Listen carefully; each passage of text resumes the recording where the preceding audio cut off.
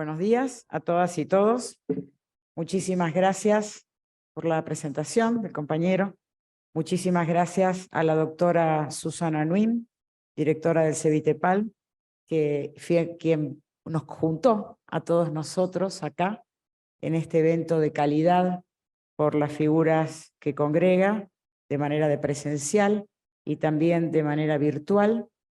Agradecer al CELAM que nos brinda la oportunidad de estar juntos, que nos abre las puertas de esta casa maravillosa, a todo el personal que nos va a atender estos días, que si no los conocen les digo que es una gente hermosa, cálida y que van a pasar unos días muy lindos. Esto no era parte de la conferencia, pero me quiero centrar en el tema del trabajo.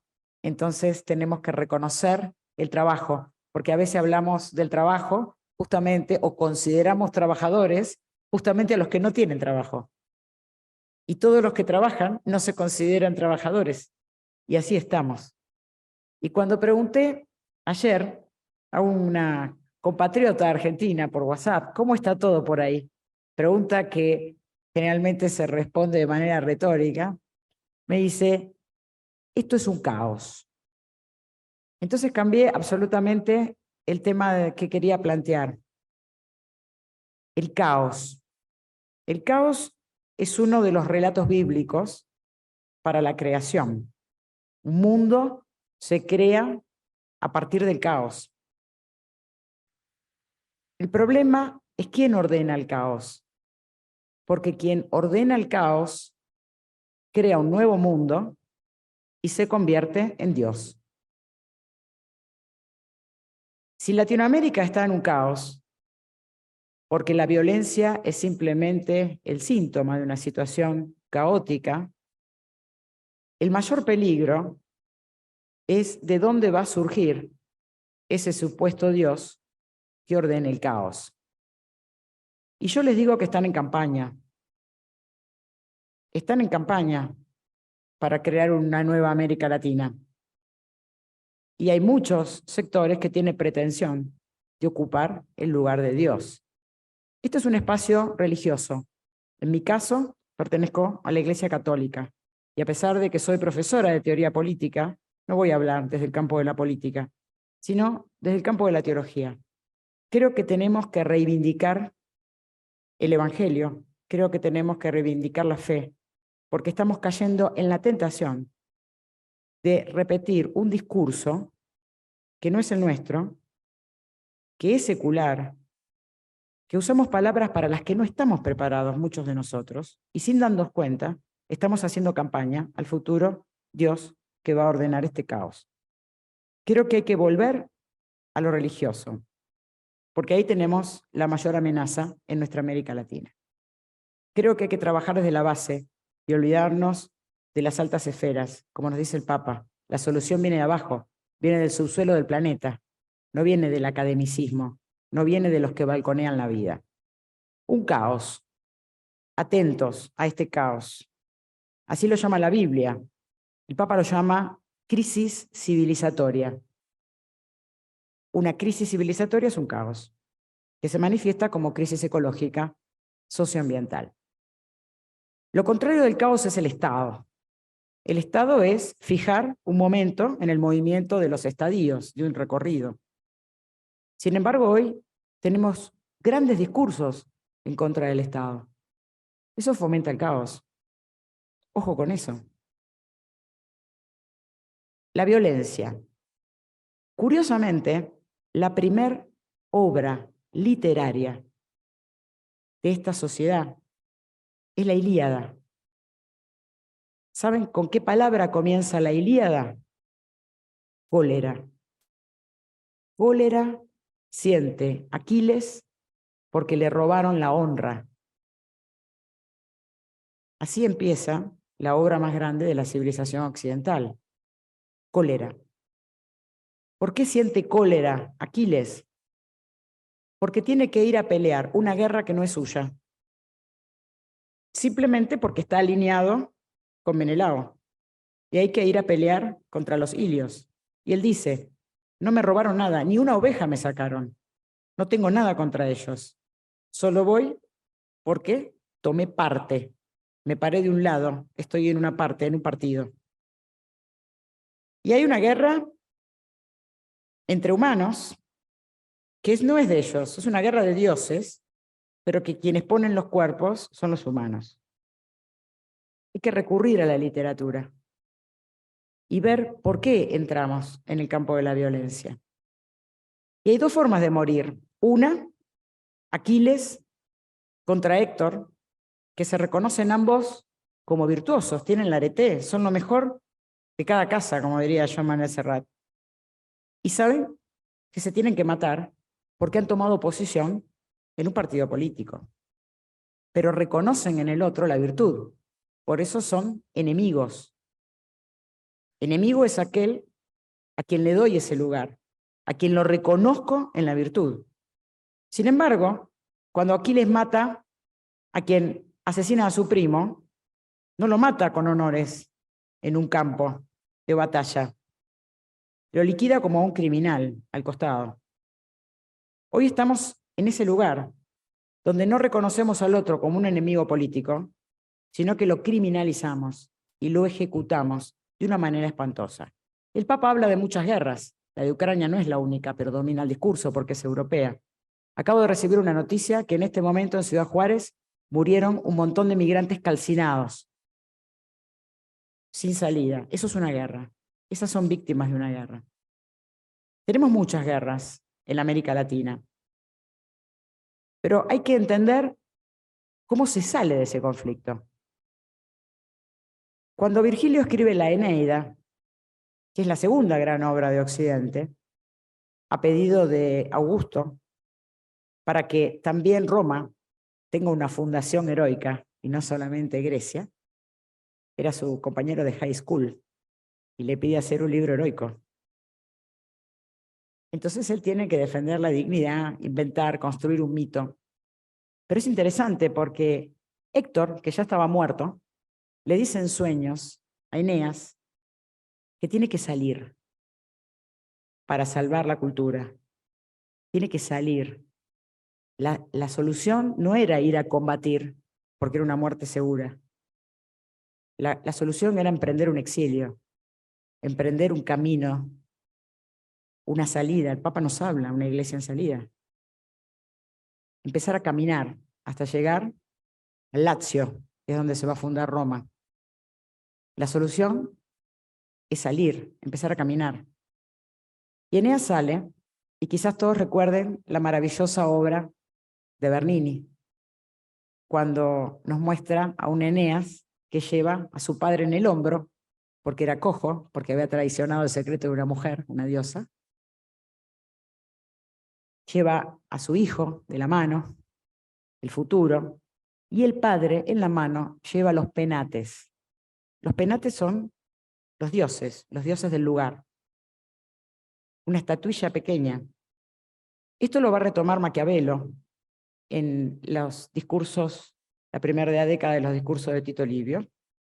Y él dice que una guerra, una situación violenta lo cambia todo, pero hay dos cosas que continúan para salir del caos: la religión y la lengua.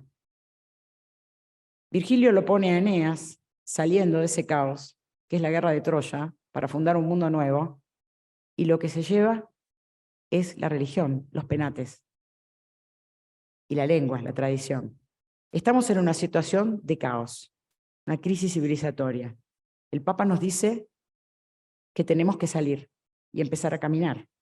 No es nuevo, está en la mitología. Pero lo que atraviesa ese caos y continúa es la religión. Uno de los 10 pecados es justamente fornicar, no fornicar. Algo que se liga a lo sexual. Pero fornicar es la traición. Las lecturas de hoy, de estos días, hablan de la traición del pueblo judío que se pone a adorar otras imágenes que se materializan en ídolos. Eso es fornicar, eso es traición. Y nosotros caemos en la fornicación todos los días, no necesariamente porque realicemos actos sexuales, sino porque estamos repitiendo discursos que fortalecen falsos dioses, que no son más que ídolos, que profundizan el caos para fundar un mundo nuevo que no necesariamente va a ser el mundo de la dignidad humana.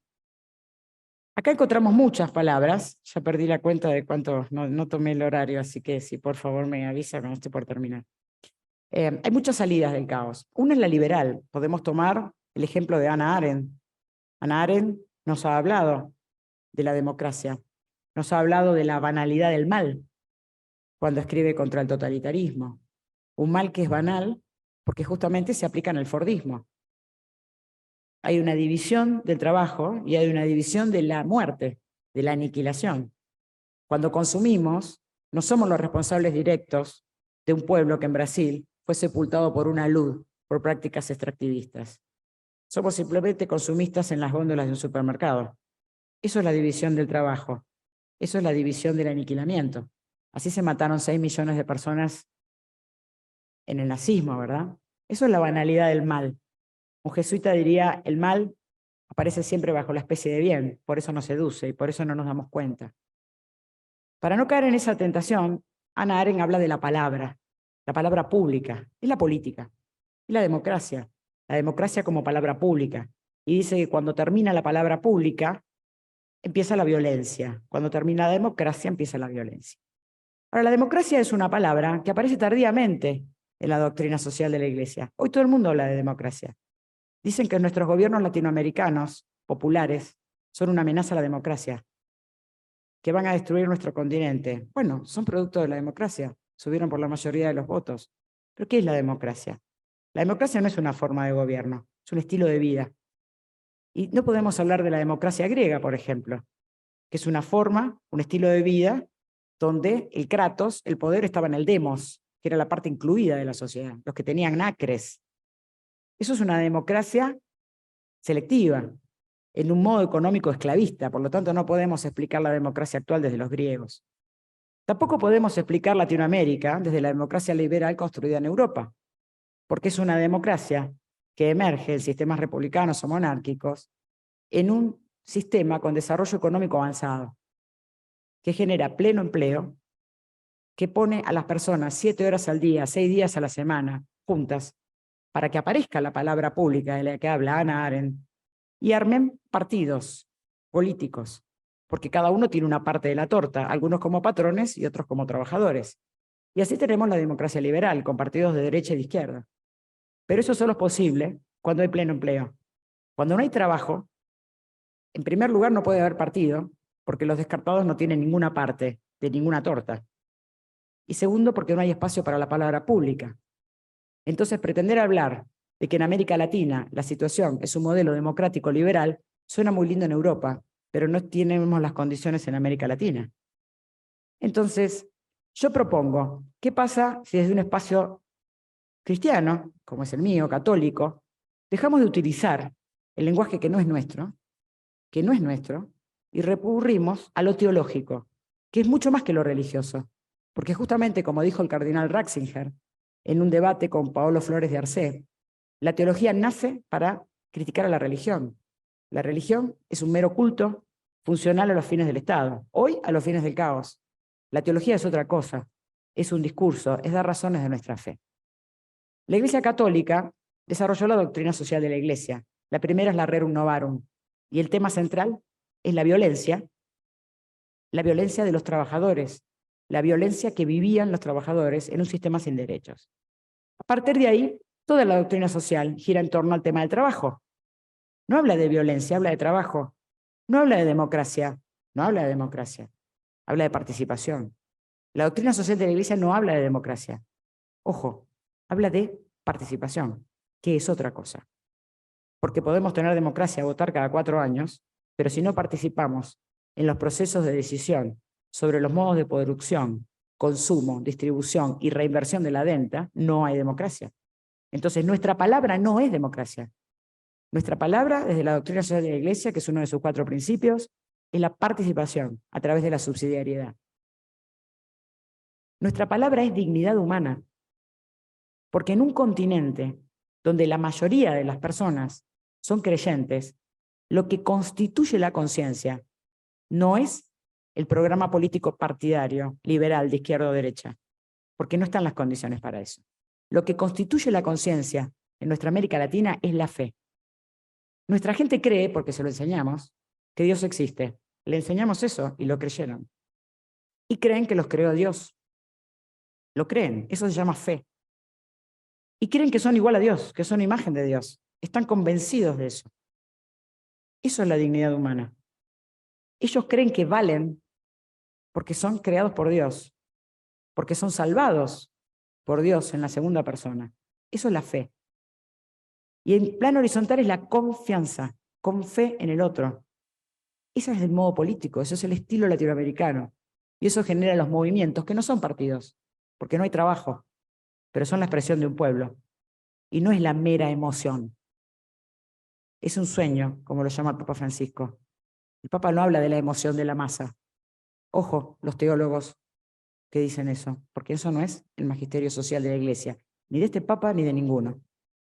Y para terminar, cuando aparece la Pacem in Terris, la encíclica sobre la paz, si la recuerdan, habla de los trabajadores. El eje de la Pacem in Terris es la dignidad humana. No tenemos que pedir prestado ningún discurso liberal en el sentido bueno de la palabra liberal, porque Latinoamérica, como no tiene libre acceso a los bienes, a su destino universal de los bienes, es un continente donde su riqueza, que Dios se la dio para que tengan una vida buena y en abundancia, se convierte en renta y se fuga en divisas. Por lo tanto, no tenemos posibilidad de trabajo, pero tenemos la posibilidad de constituir la conciencia de nuestros pueblos a partir de nuestros penates, de nuestra religión, con nuestra dignidad humana conseguida, los que tenemos fe, a través de la encarnación y de la resurrección. Ahí tenemos todas las herramientas, las virtudes teologales, las armas de un ejército sin armas, dijo un papa en el medio de la cuaresma de la pandemia. Una de las virtudes teologales es la fe. Esa es el modo de trabajar políticamente en nuestro continente, según mi modo de verlo. Fortalecer la constitución de la conciencia en torno a la dignidad humana. Así aparece en Rerum Novarum, así aparece en Pacem in Terris, así aparece en Laudato Si y en Fratelli Tutti. No puede haber diálogo social entre partes en conflicto si primero no hay partes. Y hoy no tenemos dos partes para construir un puente. Para que un puente comunique dos partes, tiene que haber dos tierras firmes, organizadas. Hoy no la tenemos. Tenemos desorganización, tenemos caos. Entonces, me parece que esta figura de Bernini, en su Eneas, portando con su padre los penates, tiene que ser nuestra bandera en América Latina. Asumir, apropiarnos de nuestro discurso religioso, que es más teológico, que es más que religioso. No somos la religión del culto, somos una teología. La dignidad humana está al centro de la doctrina social de la Iglesia.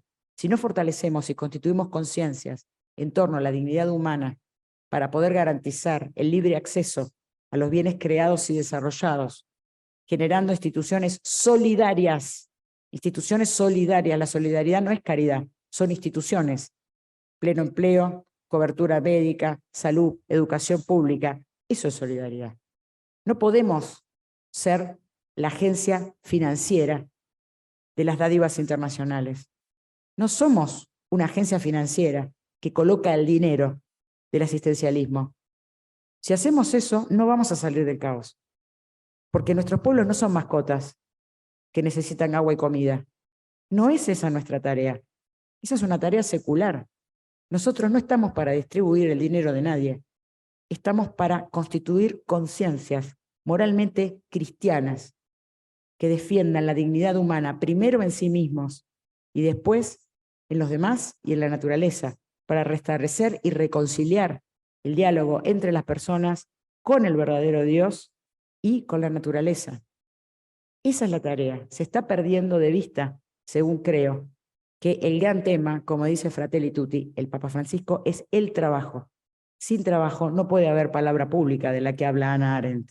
Sin trabajo no puede haber ningún tipo de democracia, porque no puede haber partido.